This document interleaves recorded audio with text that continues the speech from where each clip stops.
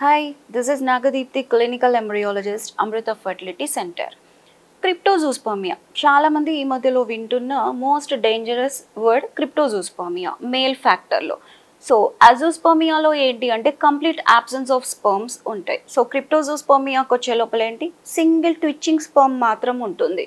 So ఆ twitching sperm ఒక్కటి కనిపించినప్పుడు క్రిప్టో శాంపిల్స్ లాగా ట్రీట్ చేసి ఇక్సీకి యూజ్ చేస్తారు. ఆ సింగిల్ ట్విచ్చింగ్ స్పర్మ్ కూడా మనకి ఇక్సీకి యూజ్ అవుతుంది. సో అజోస్పర్మియాలో అయితే కంప్లీట్ absence ఆఫ్ స్పర్మ్స్, క్రిప్టోజూస్పర్మియాలో అయితే సింగిల్ ట్విచ్చింగ్ స్పర్మ్ అంటే అక్కడక్కడి మూమెంట్ ఉంటుంది, అది ప్రాపర్గా మూవ్ అయ్యి వెళ్ళలేదు.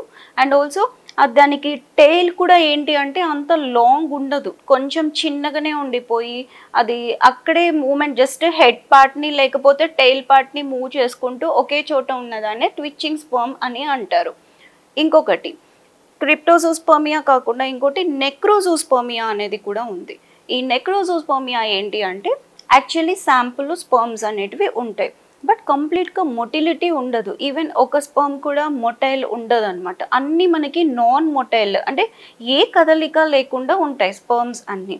సో ఇలాంటి వచ్చినప్పుడు ఏంటి ఈ నెక్రోజూస్పర్మిక్ శాంపుల్స్లో జనరల్గా మనకి వైటాలిటీ టెస్ట్ అనేది ఉంటుంది. అంటే స్పర్మ్ ఇమ్మొటైల్ అయినా సరే దాంట్లో ప్రాణం ఉందా లేదా అనేది చూస్తారు. ఒకవేళ అది లైవ్ స్పర్మ్ అనుకోండి, ఆ స్పర్మ్ని మనం ఇక్సీకి యూజ్ చేయొచ్చు అనమాట. సో ఇందులో చాలా అడ్వాన్స్డ్ టెస్ట్ ఉంటాయి. మనకి నెక్రోజూస్పర్మియా కన్ఫర్మేషన్ అయిన తర్వాత కూడా ఇక్సీకి ఆ శాంపుల్ యూజ్ అవుతుందా లేదా అనేది తెలుసుకునేదానికి ఒక అడ్వాన్స్డ్ ప్రొసీజర్స్ ఉంటాయి. ఆ అడ్వాన్స్డ్ టెస్ట్ చేసేసి ఆ ప్రొసీజర్ ద్వారా ఇక్సీకి యూజ్ చేస్తారు. సో క్రిప్టోజూస్పర్మియా ఉన్నా, అజూస్పర్మియా ఉన్నా, లేకపోతే ఆస్థెనోస్పర్మియా లేదు నెక్రోజూస్పర్మియా ఉన్నా సరే ఇవన్నీ కూడా ఏంటి అంటే మేల్ ఫ్యాక్టర్ అన్నమాట. సో ఇవన్నీ ఇక్సీకి ఒక బేబీని ఇవ్వడానికి యూజ్ అవుతుంది ఇక్సీ అనే ప్రొసీజర్ ద్వారా. Okay, thank you.